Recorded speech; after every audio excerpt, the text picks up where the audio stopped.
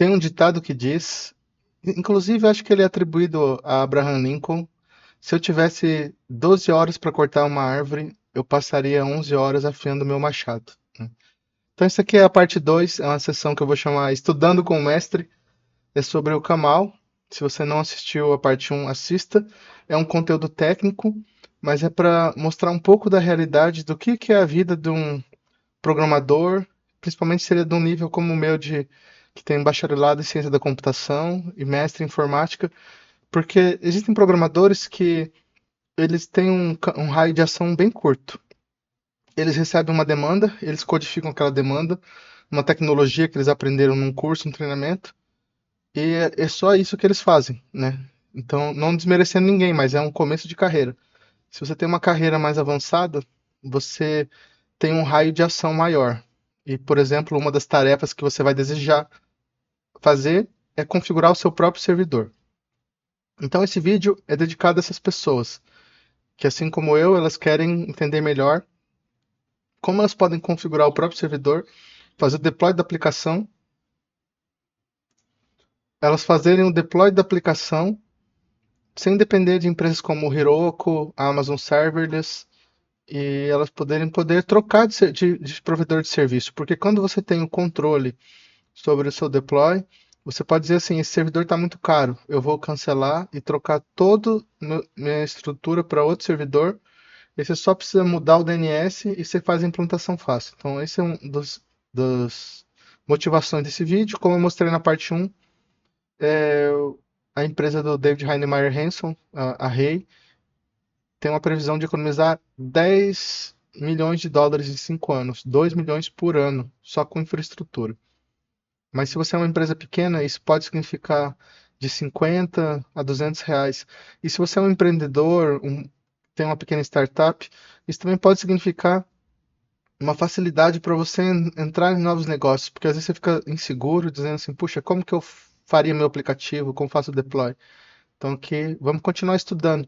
Como eu falei, tem muitas aplicações práticas na carreira de uma pessoa, em negócio, mas aqui nós vamos ficar só lendo e refletindo. Eu estou emprestando para vocês a minha experiência do que eu sei, que eu não mexi muito com isso, porque quando eu trabalho nas empresas, geralmente tem um time que faz isso, né?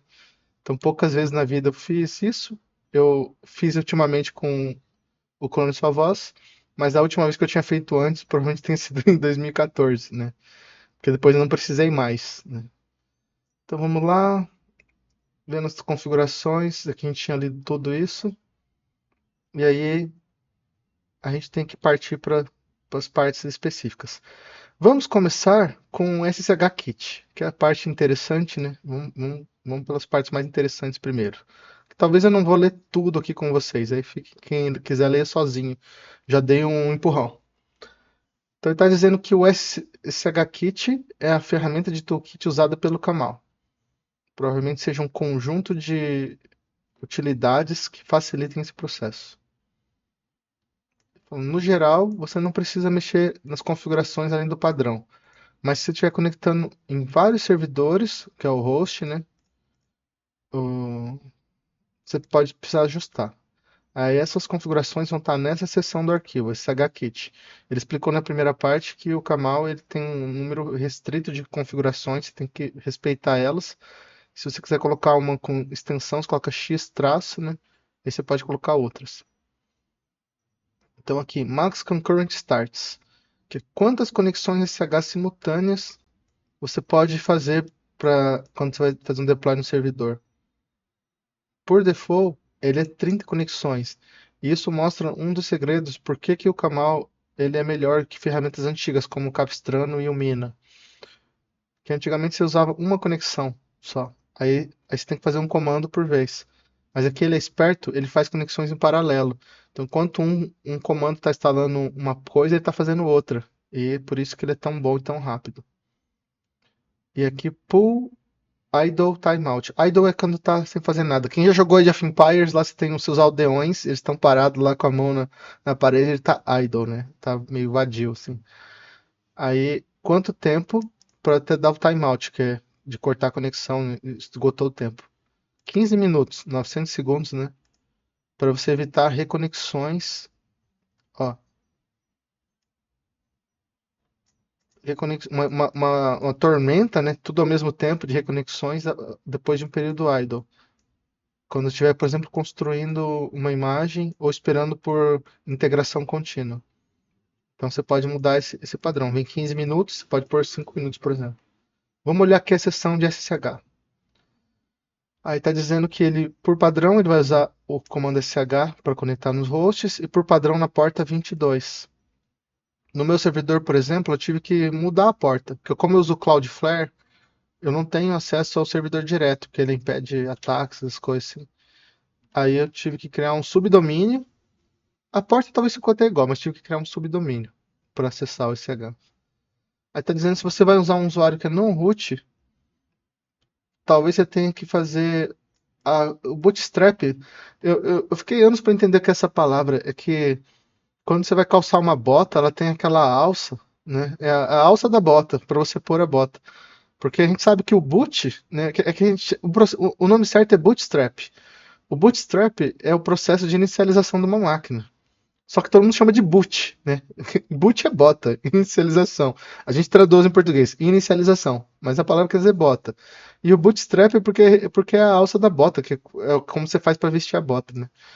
É, teria que achar uma tradução em português mais legal, assim, mas é como se fosse aquelas coisas, tipo, você vai fechar uma gaveta com a chave dentro, essas coisas assim, porque quando você vai inicializar uma máquina, é um processo bem interessante, né? Que você tem que às vezes você tem que ter tipo um mini computador que vai estar dando um chip, né? Que vai estar dando o boot no computador maior. Porque são tantas coisas que tem que acontecer na inicialização. Mas enfim, aqui ele está falando da inicialização do hardware, tá? Ele está falando o que é um bootstrap de um servidor. Você alugou uma máquina virtual, ele te dá, fala assim, ó, isso daqui é o endereço, isso daqui é o usuário root. Aí você tem que ir lá, você tem que atualizar os pacotes, porque geralmente ela tem uma imagem antiga. Você tem que colocar firewall, criar usuário, permissões, instalar os programas. Antigamente o pessoal usava uma ferramenta chamada Chef para isso, né? Tem Chef, tem Ansible, tem várias outras. Mas hoje com Docker, você já pega e põe o container pronto. Aí o Bootstrap ele é mínimo. Que nem aqui, por exemplo, ele está só atualizando os pacotes e instalando o Docker e colocando o usuário, aplicação no grupo do Docker. Aí está dizendo que se você tiver uma máquina que você não é root, talvez você tenha que fazer esses comandos. Aí está dizendo aqui, no Ubuntu isso aqui é o mínimo. Aí você tem um usuário chamado app, do grupo Docker, o Docker instalado, o curl e o git. Porque o resto ele deve conseguir se reinstalar e ele pode usar Docker. Aí está dizendo que você pode colocar configurações SSH, por exemplo, qual que é o usuário, o padrão é root. Também eu não vou mostrar aqui por segurança, tá? Então, como eu falei, eu vou fazer um exemplo num servidor para fazer uma aplicação Node, depois a gente faz uma de Python. Vamos fazer com calma. A porta padrão, porque se você põe na porta padrão 22, muita gente pode querer te atacar. Então, uma maneira de se driblar isso, você muda a porta. Então a gente põe só 2222, mas você podia colocar qualquer valor aqui acima de 1024, que não é root e tal, né? Aí proxy host, eu não entendo tanto de proxy, mas provavelmente quando você não tem acesso ao servidor final, você tem que acessar um proxy host para fazer o SSH. Então você coloca aqui o endereço do proxy, qual que é o comando para o proxy, que é nas versões mais antigas de SSH. Isso aqui é muito interessante para empresas bem grandes, tá? A gente tem empresa pequena, você não vai precisar de proxy. O level de login, né? Por padrão só vai mostrar erros fatais, mas se for debug, ele vai mostrar detalhes da conexão SSH. Aí você só vai poder conectar com chaves, keys only, né? Só com chaves, que aí não pode digitar senha e tal na hora de logar. Você não tem, na hora que você for fazer o deploy, você tem que ficar digitando a senha. Aí, isso daqui é para ele para garantir que não haja problemas que quando você tem chave e senha, ele acaba pedindo a senha, por exemplo. Aonde está as chaves? Então aqui é um array de, de caminhos para arquivos com as chaves. Se você quiser colocar até o conteúdo da chave, em vez do caminho para o arquivo. E aqui você clica em true, não, configura como true, verdadeiro. Aí ele vai carregar o arquivo de configuração padrão do SSH. Aqui nesse arquivo você pode definir timeout, coisa de host e tal. E falso ignora eles. Então, é bem padrão. Você vê que eu notei do Kamal? Ele é bem econômico, assim, sabe? Como isso é uma coisa que o David Heinemeier Hansel costuma fazer, é convenção sobre configuração. Ele fala assim, ó, existem uns padrões que são usados amplamente, são seguros, são bons. Ele fala, vamos seguir os padrões e você raramente vai precisar desviar do caminho padrão. Isso significa o quê? Você não tem que configurar, já vem tudo pré-configurado. Só tem que configurar quando o seu caminho não é o caminho padrão. Isso eu gosto muito dessa filosofia dele para construir software. É como aplicar princípios de engenharia. Se você vai construir uma rua, a rua tem a mesma largura. Não tem uma rua super larga, uma estreita. Às vezes você pode até ter, mas tem padrões, ela não é arbitrária, né? Senão não passaria um carro, um caminhão. Então eu já estou até bem satisfeito de ver aqui, mas vou mostrar mais algumas coisas aqui. Variáveis de ambiente, isso aqui parece ser bem interessante. Por quê? Se você tem uma aplicação, imagina que você tem lá a opção de enviar e-mail, aí você tem que ter usuário e senha, ou uma API key para acessar um servidor externo, sei lá, um servidor de um Telegram, para fazer um robô de Telegram, senha do banco de dados, tudo. Então, isso aqui é muito usado. Como eu falei, no Ruby on Rails tem um esquema de master key encriptado, mas como o Camel não é só para Ruby, ele está dizendo que os segredos vão estar em Camel Secrets, que esses segredos têm que ser repassados lá para o container no host, né? Aí está dizendo que você pode colocar as variáveis de ambiente no arquivo de configuração e elas são repassadas para o Docker Run. Quando você passa Docker Run "-e", você repassa variáveis, né? Aí está dizendo que você tem essa parte env, que é env de environment, que é variáveis de ambiente. Quero ver se eu faço uns cursos de Linux para vocês aqui para explicar melhor essa parte, porque ainda não mexeu, não tem experiência com Linux. Aí aqui está dando exemplo, conexão num banco, está dizendo do segredo, o arquivo de segredos. Você pode ter o destination, como fosse staging, essas coisas. Se você tiver mais de um, você pode ter mais de um arquivo de segredos. Staging do homologação, staging de produção e o secrets common para os segredos comuns.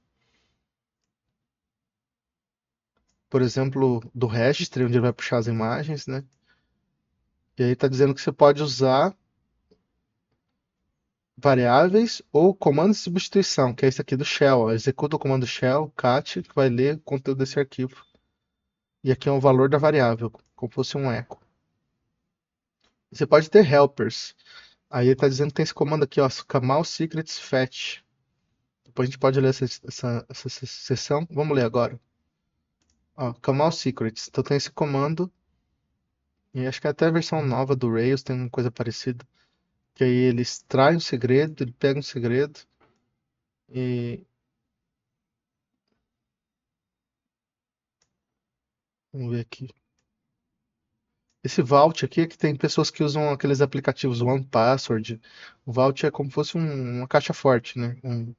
É um cofre. É um Vault. Aí tá explicando aqui. Vamos ver. Aqui, tipo, por exemplo, One Password. Pra você conseguir carregar o segredo, né? Acho que ele vai ler o arquivo .secrets e vai dar o conteúdo. Não, isso aqui é usado dentro, desculpa. Esse exemplo não está muito bem descrito aqui. Só está usando variáveis de ambiente normal. Tem que testar. Vamos testar outro dia. A OnePassword eu usei só numa empresa que eu trabalhei, nas outras não, porque eu acho que ele é pago, né? O problema é que se ele for hackeado, você perde tudo, né? Tem gente que usa essas ferramentas aqui, tem umas gratuitas também, que aí você põe todas essas suas senhas nele e aí você digita uma senha master lá e ele libera a senha dos seus aplicativos. Eu não uso, acho que era o LastPass, eu não sei qual que eu usava, um dos dois. Provavelmente fosse o LastPass. Mas não confio muito nisso. Você vê que interessante, alguém fala assim, vem cá, use meu aplicativo. Um aplicativo que você vai pôr todas as suas senhas. Eu não tenho muita confiança nesse tipo de coisa, não. O pessoal do estrangeiro, assim, eles usam com prazer. Eu acho inseguro, assim, sabe? Por mais que eles falem que é criptografado e tal, eu não confio. Então, vários provedores de segredos, ó, tem o AWS Secrets Manager. Geralmente quem presta serviço no exterior, né, vai usar o AWS ou GCP. Então eu dar uma estudada nisso depois para ver. Não dá pra gente pular essa parte, porque para nós não precisa de uma coisa tão avançada. Porque lembrando, você pode fazer uma coisa para você ou para os outros. Para você, você faz na medida certa. Para os outros, você tem que seguir padrão de mercado. E às vezes você tá. Para os outros, às vezes é vantajoso para eles, não é para você, sabe? Porque é chato e nem é a melhor opção. Aí tá dizendo que se você armazenar diretamente segredos em Camel Secrets, é, tenha ensure, né? Garanta que você não põe ele no controle de versão, porque senão geralmente ele cria o arquivo git ignore, mas às vezes a pessoa adiciona sem querer. Aí para você passar o segredo, você tem que listar ele sobre aqui a chave chamada secret. Então ele vai pegar esse segredo e vai fazer um bypass, né? Vai pegar o segredo e repassar pro container. Aí as outras variáveis, que são variáveis normais, elas vão para a parte clear. Unlike clear values, que o clear é um valor direto, limpo, né? Segredos não são passados diretamente para o container, mas eles são armazenados num arquivo env no host. Ah, e provavelmente ele monta esse arquivo dentro do container e carrega. Porque às vezes se você acessa, como ele é um segredo, você dá lá um comando de inspeção, de log, e ele acaba aparecendo. Por isso que ele não faz isso. Aí alias é tipo apelido, né? Alias é secrets, vamos ver. Você pode usar o operador dois pontos para fazer um alias dos segredos. Isso é útil quando o nome do ambiente é diferente do nome do segredo. Então, quando ele vai ter dois nomes, que está explicando. Você tem dois lugares que você define uma variável de ambiente chamada dbPassword, mas o valor é diferente dependendo do contexto. Aí ele está dizendo aqui que tem, tem essas duas variáveis nos segredos, o segredo do banco principal e secundário, mas eu preciso entender aqui como funciona esse comando secrets fetch, mas depois eu aprendo. Mas aqui dentro do env, ele vai ter o mesmo valor, ó. Só que aqui ele é um valor como segredo, é o main db password, e aqui no banco secundário ele vai ter esse valor, esse nome, mas é esse valor. Aí você usa o operador dois pontos, tá? Para quando você quer fazer um mapeamento de nome, que ele chama de alias. Aí pode fazer um tag. Tag é uma marcação, um tag, né? Você pode adicionar variáveis extras para hosts específicos. Aí tá vendo, tem que ver como faz no host para você pôr uma tag para o host. Tags só são permitidas na configuração top level, assim, né? Tipo, não pode estar nível alinhado. Não pode estar dentro uma variável de ambiente específica para um row. Um row é o papel, né? Aí pode ser tanto com clear ou com segredos. Aqui é tags, tag 1, tag 2. Então depois que a gente chegar em configuração de servidor, a gente vai ver tag novamente, a gente volta para isso aqui. É uma configuração de exemplo, então são variáveis de ambiente que vão ser passadas por container, mas se ela for secret, ela vai ser passada num ponto env. Então, quando for mais seguro, uma coisa, você tem que colocar aqui no secret. Você pode ter tags que vai passar para determinados papéis, para determinados servidores, porque um papel vai estar associado com um servidor. Papel é row. Eu já vi umas partes mais importantes daqui também é legal, ó. Cron, quando você tem que nem assim, no meu site ela faz a cada hora ele faz um backup do banco. Mas eu fiz dentro da aplicação Rails, eu acho que eu não usei cron do Camel. Vamos ver o que tem aqui. Você pode ter um cron específico. O crontab ele é um formato de arquivo que você tem vários campos. Ele é bem antigo, deve ter uns 30, 40 anos, sei lá. Que aí você passa de quanto tempo você quer rodar, tipo, hora em hora, minuto em minuto, e qual o comando e tal.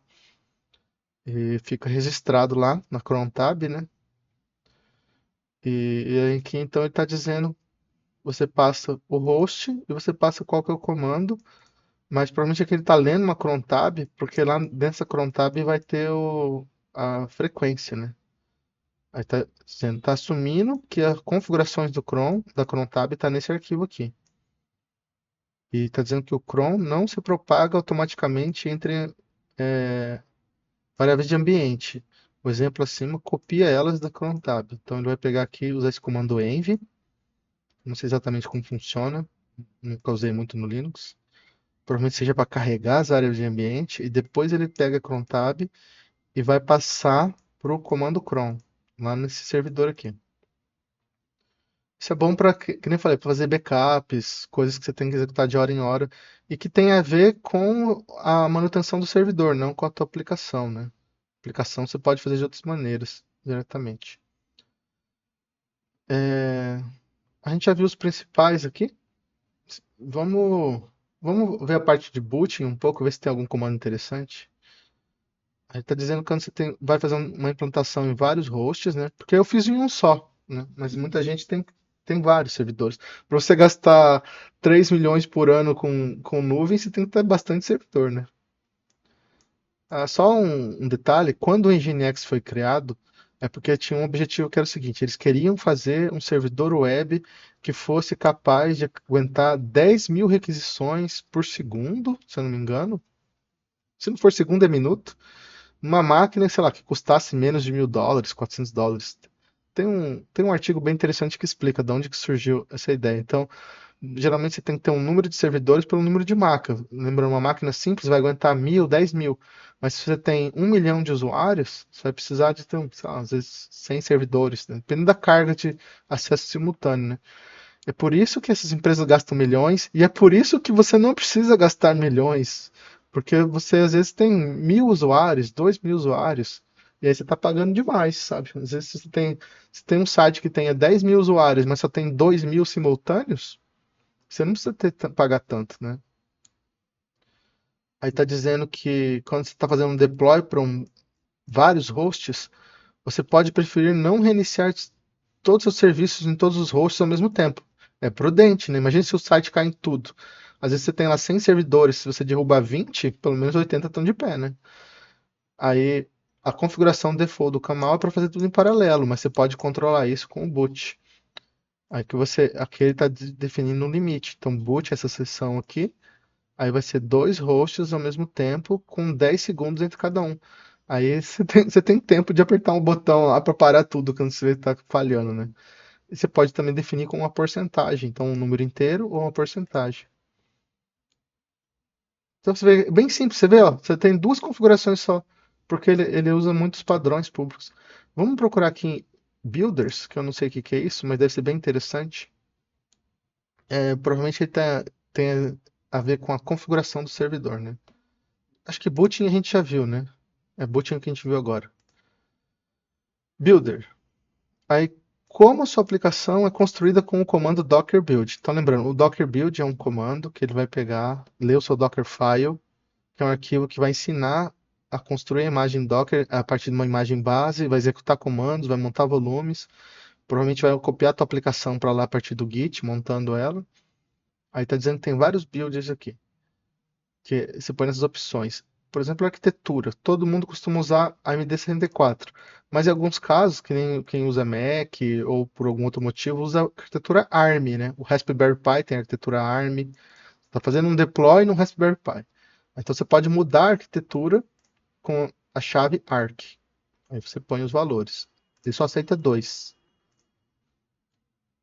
Aí o remote. Acho que isso aqui talvez tenha usado, que é para um remote builder. Então, eu não sei se isso daqui vai ser. Ele vai acessar uma máquina que vai ter algum arquivo lá. Não está muito claro. A conexão, a string de conexão para um remote builder. Não sei o que é um remote builder. Se fornecido, o Kamal vai usar isso para fazer os builds que não casam, né, com a arquitetura local da implantação do host. Dá para ignorar no geral. Se você precisar usar, você vai saber. Local. Acho que o meu estava nisso daqui, ó. Se for setado para falso, o Kamal vai usar o Remote Builder. Para construir a imagem, certo? Né? É isso que a gente está falando. Quando construindo a arquitetura. Por quê? Às vezes a tua máquina é ARM, se você usa um Mac, sua máquina é ARM, mas você tem que fazer um build para AMD. Você usa um Mac, mas você vai fazer um deploy no Linux. Então, por isso que às vezes você fala assim, eu não consigo compilar na minha máquina, ela não tem a capacidade. Aí você tem que fazer a compilação, que eles chamam de build, né? Lá no servidor remoto. Agora eu entendi por quê. Eu usava o local true por questão de memória, porque a minha máquina local no Linux tem 8 GB aqui, né? Que é 16 separado, 8 para o Linux, 8 para o Windows. E aí eu pago uma máquina que tem, sei lá, 2 GB lá na internet, eu não quero construir lá, vai travar a máquina. Aí eu fazia o build local. Entendi. Às vezes a gente é muito abstrato da documentação, por isso que vale a pena você estar estudando aqui comigo, a gente tá aprendendo junto aqui. Aí, configuração do build pack, né? Um pacote de configuração. A, o- a configuração de construção para usar um pack para construir Cloud Native Build Pack Image. Eu não sei o que que é isso, mas imagino que seja para quando você está usando um provedor na nuvem, assim, tipo um AWS, GCP.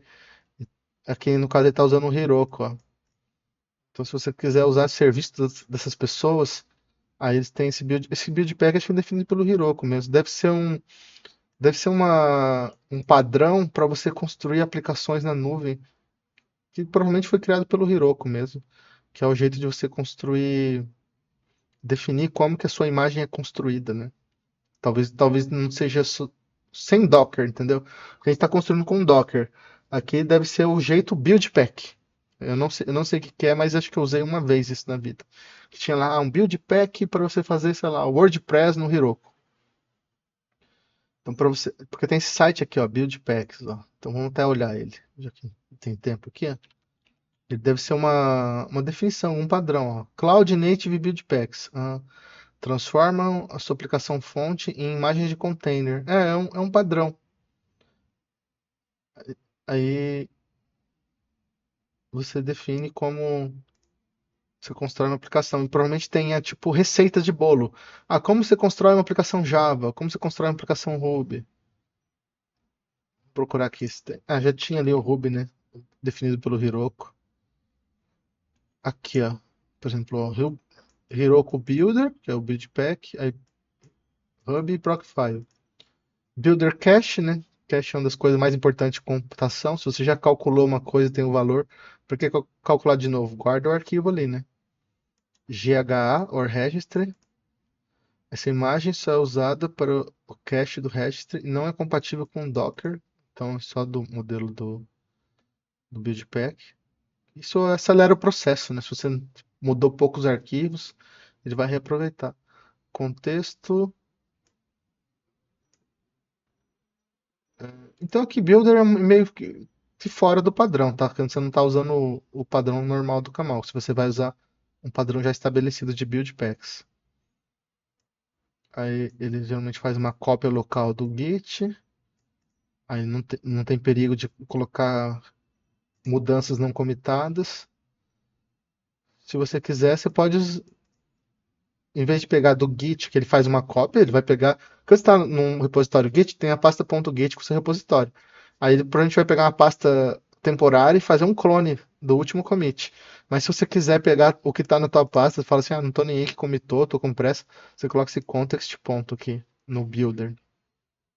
Também pode definir qual que é o tipo de Dockerfile que vai usar, o caminho dele, e qual que é o target, né, em geral produção. Aí os argumentos, eles são passados para Docker build com build arg.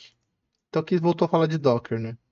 Não tá falando só de build pack, porque ele tá dizendo assim, ó, tem que ler o builder exemplos. Aí ele tá falando, tem a parte de build pack configuration e build pack cache. Esse dali é mais separado, mas aqui é meio normal, ó. Os argumentos, que nem eu falei, ambiente, se quiser colocar homologação, produção e tal. Aí esses argumentos são repassados aqui, ó, no Dockerfile. Os segredos são lidos do Camel Secrets. Isso aqui é a mesma coisa que a gente viu agora há pouco. A gente estava lendo sobre segredos. Aí, como você referencia. Aqui, ó, isso é interessante. Aqui é um exemplo de um Dockerfile. Como que você vai referenciar um build secret? Você vai pegar. Vamos ver aqui, ó. Não sei se é só um nome, que ele não dá o exemplo.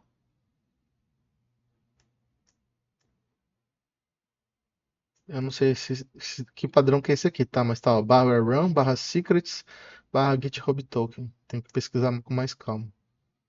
E aqui ele pegou, colocou run, mount type, que não sei se é um diretório. Então tem que pesquisar para ver se ele monta os segredos. Às vezes ele cria um arquivo por segredo, barra RAM, barra secrets. Mount type secret, id, GitHub token, bundle. Esse aqui eu não conhecia, tem que pesquisar. É que tem coisas que você pode fazer assim, vou usar. Quando precisar, você pesquisa mais a fundo. Que a gente tá gastando aqui 1 hora já só lendo documentação, né?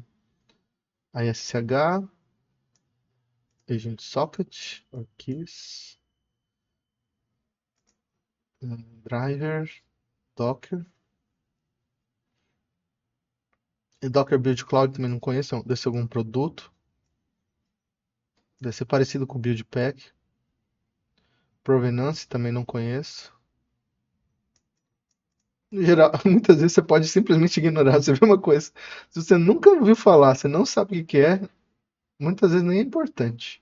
Se for importante, você vai aprender. Vai dar erro, vai quebrar tudo. Aí você vai aprender no pior jeito possível. SBOM, Software Bill of Materials. Mas também isso daqui é muito simples, ó. Você chega, você vai para uma IA, vou no Google mesmo que tem, né? Por assim, ó, no contexto de Kamal, o que é provenance? E a IA te explica. Hoje em dia, a ignorância é uma escolha. Machine Learning Operations. Deixa eu ver. Proveniência. Registro histórico e auditável de um dado, artefato ou modelo digital.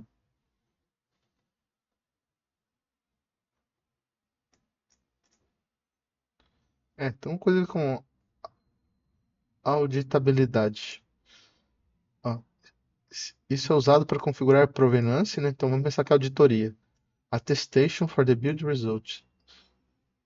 Deve ser alguma prova computacional de que o negócio deu certo ou não. Software Bill of Materials também, não sei o que é isso. Porque geralmente é para empresa grande. Nem sei o que é. Vamos dar uma olhada por cima em Builder Exemplos e já tá bom. Aí, quando eu gravar um próximo vídeo, hoje, amanhã, depois, eu vou fazer um deploy de uma aplicação Node.js e vamos se a gente faz uma de Python ou de Go, para não ficar só em Ruby on Rails, né? E aí, quando eu fizer um curso de Ruby on Rails, mostrar desde o início e tal, aí a gente faz o deploy com o Kamal de novo. Mas eu sei que a maioria daqui não programa em Ruby. O Remote Builder, para uma única arquitetura. Aqui é o que eu falei para vocês. Se você tem um Mac, ó, o Mac é ARM64, os novos, né? Mas você quer fazer um deploy para AMD64, Kamal vai fazer um local build X configuration usando emulação. Só que às vezes é lento, sei lá. Bem lento, ó. Principalmente a primeira vez. Para você acelerar o processo, você usa uma máquina remota, entendeu? Aí tá dizendo que você passa o endereço da máquina. Pode até ser uma máquina virtual, mas aí vai ficar lento do mesmo jeito, né? Hum, Aí tá dizendo que o Kamal é bem esperto, ele sabe definir. Você tem que ter o Docker para fazer o builder, tá?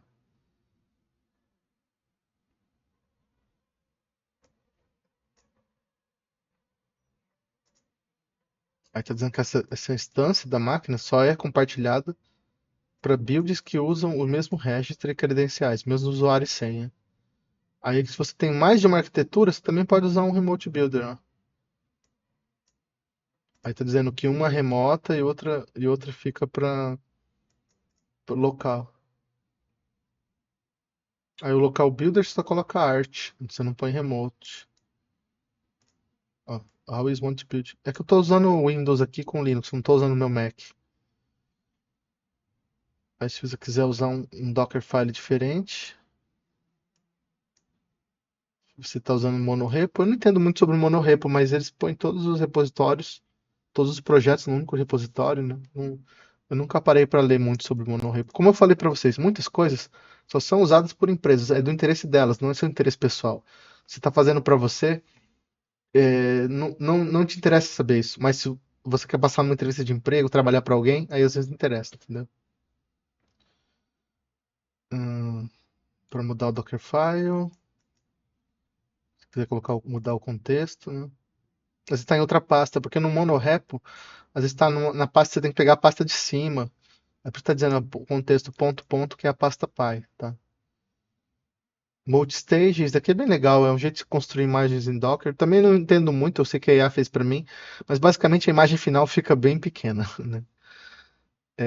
Eu acho, você põe os comandos lá de Beige Image, eu acho bem massa, assim, conseguir fazer umas imagens bem pequenininhas com ela.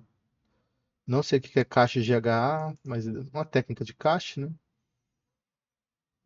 Lembrando, tudo que você tem dúvida, você copia, joga para IA e pergunta. E vai perguntando e perguntando. Mas se você quiser aprender tudo de uma vez, gasta tempo demais. Como eu falei para vocês, ó, eu tô gravando dois vídeos de uns 40 minutos. Mas eu peguei e fiz isso com a IA. Eu fiquei umas 4, 5 horas, porque foi a primeira vez que eu fiz e eu não fiz um deploy padrão. Eu falei, eu vou fazer. É uma coisa que eu preciso fazer e tal. E fiz e foi. Eu, acho que eu, no total gastei umas 12 horas em tudo, mas estava fazendo outras coisas. Fui me aventurando, então eu recomendo para as pessoas se aventurem com responsabilidade, né? Porque se você ficar lendo todos os manuais de tudo, você não vai entender tudo, vai esquecer metade e vai passar muito tempo, né? Mas eu gosto de ler porque me dá mais segurança. Aí na hora certa, isso daqui já tá na minha memória. Na hora que eu ouvir falar GH de novo, eu vou atrás e pesquiso. Provavelmente tem a ver com GitHub. Eu aposto um tostão que tem a ver com GitHub, ó. Deve ser um formato de cache deles. Olha, ó, GitHub Actions. Só isso. Armazena arquivos e dependências usados frequentemente para otimizar o tempo de execução dos fluxos de trabalho de CI, que é Continuous Integration, e CD, Continuous Deployment. Falei, a gente vai aprendendo. Tá programando VGH é de GitHub. Aí, como eu falei, o registry é tipo de servidor que você guarda as imagens do Docker. E é engraçado porque tem uma imagem Docker que é uma imagem de registry. Então, para você configurar um registry, você pega essa imagem Docker de registry, aí você dá uns comandos de HT/PSWD para criar usuário e senha. É a maneira muito fácil de criar um registry. E aí, quando você quer acessar ele, você dá Docker login e passa o endereço dele. E uma imagem Docker, no fundo, é um arquivo tar, tá? Um arquivo tipo zipado.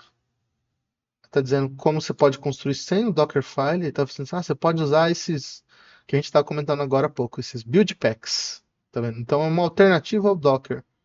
Em vez de usar um arquivo Dockerfile, é uma outra sintaxe, né? E, e ele é usado muito pelo Heroku. Provavelmente foi desenvolvido pelo Heroku. Que é onde sempre que eu ouvi falar de build pack, estava associado ao Heroku. Mas eles devem ter padronizado, transformado o que eles fazem, que é o PaaS, Platform as a Service, num padrão de indústria, que é esse Cloud Native. Porque eles fazem isso para vender mais, né?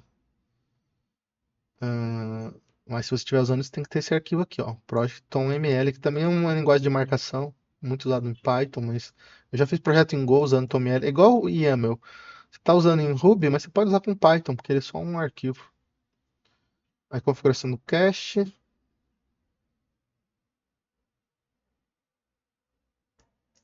esse build. Ah, eu achava que isso aqui era um erro de escrita, mas o negócio chama buildx mesmo. Aí daqui eu não vou ler, mas no dia que eu estiver trabalhando com GitHub Workflows, a gente dá uma estudada nisso. Basicamente, ele está dizendo assim: você põe isso daqui para ficar mais rápido. O cache é para você evitar recalcular o que já está calculado, computado, né? Aí está dizendo que aqui, isso aqui parece importante. Usando build secrets para novas imagens. Algumas imagens necessitam que um segredo seja passado na hora que está construindo, como se estivesse compilando a imagem, entre aspas, como um GitHub token, para dar acessos a repositórios privados, de genes privados. Você tem uma empresa, ele tem uma gen, que é uma biblioteca privada, só pode ser acessada pelas pessoas da empresa. Aí essa gen está hospedada no GitHub, então você tem que passar essa senha ali. Aí, como que você faz isso? Setando o segredo em Camel Secrets, então referenciando ele na configuração do builder. Aí ele está dizendo assim: você pega, isso aqui é um comando do GitHub, é GH, ele vai pegar o seu token. Aí você vai armazenar aqui no GitHub Token. Isso aqui é um comando de shell. Aí no arquivo de deploy, você. Então, isso aqui é o Camel Secrets, isso daqui é o config deploy. Você vai referenciar o segredo. Lembrando que ele falou lá. Quando está em secrets, não é um segredo plano, ele vai para um arquivo .env. Então ele está dizendo como que referencia. Isso aqui a gente até leu em outra parte. Ó. Então, provavelmente seja isso daqui, ó. Barra RAM, barra secrets. Esse RAM mount que tem que colocar. Aí uma hora eu vou ler isso aqui com detalhes para descobrir como que é feito. A gente chama de magia negra, né? Quando você vê uma coisa que você não entende, fala, essa magia negra, né? Aí ele tá dizendo que ele tá pegando esse token a partir. Ele tá dizendo que vai estar construindo lá um container, vai estar em barra RAM, barra secrets. Eu posso até perguntar para IA depois, mas faço. Fica para próxima. Aí passando argumentos de build também. Você pode passar um argumento que nem aqui, ó. Tem a imagem de Ruby, né? Aí ela tem um argumento que assim, pode ser o Ruby 3, Ruby 2, aí você pode passar aqui em Builder Args. Então, quando ele fala em Builder aqui, ele está falando em Docker ou naquele Builder de BuildX, Cloud Native, lá das contas. Então, a gente não cobriu muitas coisas, ó. Acho que vamos terminar com acessórios, mas ó, aliases também é meio bobinho, que a gente até viu das variáveis. A gente viu aqui as mais importantes, hkit, ssh, provavelmente a gente pulou servers e roles, esses daqui são importantes, talvez a gente veja ainda. Vemos cron, mas veja que é muito simples. Ah, tem mais coisa aqui. Ah, bom. Tem aqui, ó, tem outras seções aqui. Eu tava achando simples demais, ó. Ah, a gente tem que fazer mais vídeos, ó. Tem muita coisa aqui. Tem comandos que você define no canal, comandos. Tá vendo só a configuração, só. Os hooks. Tava achando muito fácil. Apesar que não é tão difícil, como eu falei pra vocês, segue um padrão, aquilo dali é o suficiente, né? Então vamos ver só mais um pouco ali e já encerramos por hoje a sessão de estudos. Fazer um estudo Pomodoro, né? Estuda 25, brinca 5 minutos, descansa. Aí servidores está dizendo que você pode só passar uma lista, aí assume que é, vou acelerar um pouco aqui, que todos são webs, mas você pode pôr uma tag, que é, eu não sei se a tag é a mesma coisa que rows, vamos ver aqui. Aí a tag você põe, isso aqui é como se fosse uma hash, tá? Chave e valor. A chave é essa string e o valor é esse array. Um jeito de fazer tags em servidores. Rows você põe então como se fosse uma hash também aqui. Depois de servers, você põe aqui web, workers. Por padrão é web, tá? E só. É tão pequeno que chega a ser fácil. Aí tá dizendo que o rows está embaixo dos servers. E por padrão os rows são web. Aí começa a ficar difícil aqui que tem um negócio de proxy aqui, ó. Então tem proxy, mas a gente não tá usando proxy, então vamos ver se tem um aqui.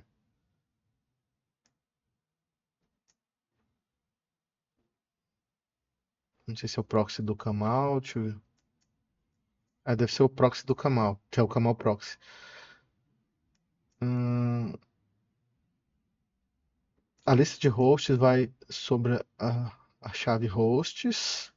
Isso aqui é para customizar um role, né? Por padrão, só o role primário usa um proxy. Para os outros papéis, se você quiser usar um proxy, tem que colocar proxy true. Aí você herda a configuração do proxy e um mapa de configurações você pode sobrescrever. Para o papel primário, você vai setar proxy falso se você quiser desativar o proxy. Talvez eu tenha até desativado o proxy no meu, porque eu usei em Nginx, né? Eu nem sei como que ficou, eu não lembro mais. Aí você também pode ter um comando customizado command para rodar no container e sobrescrever outras configurações raízes. Que nem aqui no caso ele tem um papel chamado workers, que vão ser esses hosts, esse host tem a tag, e ele vai executar esse comando. Aí tem umas opções que são repassadas para o Docker, a memória, o número de CPUs.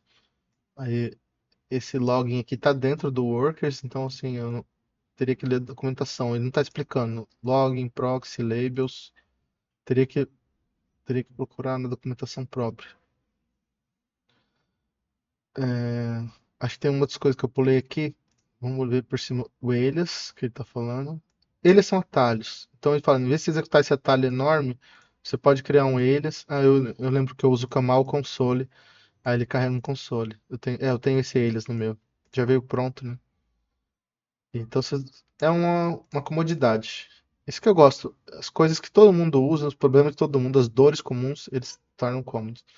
Aí como que você configura os eles? É na raiz. A raiz é no primeiro nível da hierarquia do YAML, né? Tem que ser sempre letras minúsculas, números, traços e underscores. Então,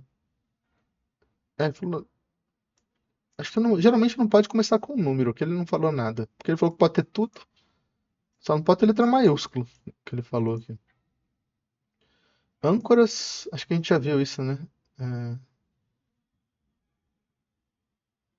É esse daqui, é do YAML, ó. Esse é comercial e o sinal de menor, aquilo que eu mostrei no primeiro vídeo. Já foi tudo, ó. Acessórios, esse que eu não tinha puxado, pulado, né? Acessórios podem ser botados no mesmo host ou numa lista de hosts, dependendo dos papéis deles. As máquinas, host pode trazer como máquina também, tá? Os hosts, host e anfitrião, não precisam ser definidos nas configurações de servidor do Camel. Os acessórios, eles são gerenciados de forma separada do serviço principal. Eles não são atualizados quando você faz deploy. Por isso que é chamado de acessório, entendeu? Ele não é importante. E eles não têm zero downtime deployments. Aí você dá esse comando run, camel, acessório, boot, para fazer um boot de um acessório. Então, acessório é um acessório. Ele não é importante, ele não é a parte principal. Mas ele faz parte, né? Isso que é gostoso da informática, você escolhe as palavras certas. Então a palavra se define ali, um acessório. Aí você tem uma lista de acessórios, você pode passar um nome de serviço para ele.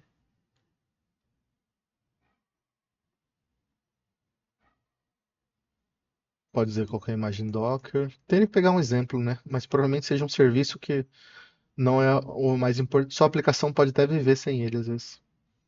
Se tiver um registro diferente, uma lista de hosts, os comandos. Que nem ele fala, o bom do acessório é que ele não é afetado pelos deploys, né? É isso que é o mais importante. Aí, como eu digo assim, é só você chegar para IA e perguntar, no contexto do Kamal, quando eu devo usar um acessório? O, o segredo de tudo é saber fazer as perguntas certas. Ah, aqui é umas opções que comando do Docker, tipo o container reinicializa quando falha. Se quiser copiar alguns arquivos de configuração. Diretórios para fazer a montagem, né, de volumes. Aqui ele está dando um exemplo de um banco MySQL, mas depois eu posso perguntar para ver se realmente é usado só para bancos ou para outras coisas. Acho que o mais importante foi aqui, fica o resto, são esses comandos mais avançados do Camel, ó, de deploy, redeploy, para limpar, fazer um lock para você impedir que alguém faça deploy. Isso aqui são bem legais, que aí eu uso no dia a dia, né? Então talvez vai ter que ter um terceiro vídeo antes do vídeo prático. E espero que tenham gostado, né? Que eu falei assim, isso aqui é chato pra caramba, né? Tipo, a gente gosta de pegar, escrever um código, porque é fácil, você pega um vídeo no YouTube, o cara tá digitando código que ele já digitou antes, só tá digitando ali, você acha que tá aprendendo, né? Mas, infelizmente, programação é livro, caderno, caneta, lousa, ficar experimentando. Nosso trabalho é igual um espetáculo, né? Você vê o espetáculo, você não vê os bastidores. Nosso trabalho é mais bastidores e você passar dias, às vezes passava dias lendo documentações, e aí você vai aprendendo coisas novas, você vê o que as pessoas estão usando. E como eu falei, um cara chegou num ponto e falou assim: Não, chega disso, porque eu vou fazer o que todo mundo está fazendo. Todo mundo faz desse jeito, então tem que fazer igual. Não, eu vou fazer diferente. Ele foi lá e fez, criou a ferramenta, compartilhou com todo mundo, falou assim: Ó, 2 milhões a menos na minha conta bancária. E isso é bom, é mais dinheiro para ele, pode contratar outras pessoas para lucrar mais.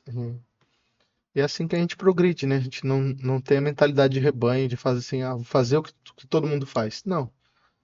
Até porque se você achar que isso daqui não serve para você, não use, né? Eu acho que é útil para todo mundo, porque é mais barato. Se você olha assim, tipo, uma máquina da Linode, $5, $7. Aí você olha aqui assim, Vercel, pricing. Você põe na sua aplicação, ela tá de graça e tal. Aí você vai olhar os preços, o cliente tá assim, aqui de graça. Aí já começa com $20. Então já começa com quase o triplo. Se uma máquina da Linode ali de $7 tem bastante coisa, aqui você já começa com o triplo. E isso, imagina, se sua empresa é pequenininha, mas se tem uma empresa grande. Então vocês procurem por relatos na internet, pessoas, peguei uma fatura milionária, vamos colocar assim, ó, fatura milionária, provedor na nuvem. Você vai ver histórias de gente contando um monte de coisa assim, ó. É, ó, essa empresa aqui, isso aqui é receita, né? Enfim, tem vídeos, economizar custos na nuvem e tal. Se você procurar, você vai achar. O pessoal se arrependendo, contando de que perderam muito dinheiro e tal. Então é isso. É estranho você ter que explicar. A gente vive num mundo que você tem que explicar às pessoas a importância dela estudar e ter um conhecimento. É mais fácil quando você tem uma reputação boa, porque se você tem uma reputação boa, se você é famoso, você fala assim, eu uso o Kamal. Aí todo mundo, você usa o Kamal, então também quero usar. Porque você vê como que funciona a mentalidade de rebanho, né? As pessoas, elas não querem aprender. Elas falam assim, ó, o DHH usa, então eu vou usar também. E, infelizmente é assim que funciona, né? É muito difícil você convencer as pessoas. Você fala assim, isso aqui é interessante, é um conhecimento, você não vai perder nada. Você gastou só algumas horas investindo nisso, você pode usar para N coisa. As pessoas são bem imediatistas. É por isso que a computação acaba sendo uma área meio isolada, porque você não consegue sobreviver no imediatismo, tá? Esse daqui é que nem eu falo, eu tô há 20 anos nessa coisa aqui e não sei tudo, né? Tipo, eu tô sempre aprendendo. A gente tem que ser bem humilde assim e tá sempre reaprendendo e aprendendo, porque se eu continuasse usando a ferramenta que eu usava 10 anos atrás, meu deploy ia ser muito mais demorado. E aí, isso daqui hoje é mais evoluído. Mas cada um tem que decidir por si, né? Eu tento ajudar, mas se a pessoa não quer ouvir, não tem o que eu possa fazer também, não tenho controle sobre os outros, né? A gente faz a nossa parte e o resto fica para depois. Muito obrigado a todos. Você ficou até aqui, dá um like, se inscreve se quiser também, né? Compartilha, se não quiser, não precisa também, não. Eu não sou muito bom com marketing, meu negócio é programação, né? Tipo, obrigado a todos.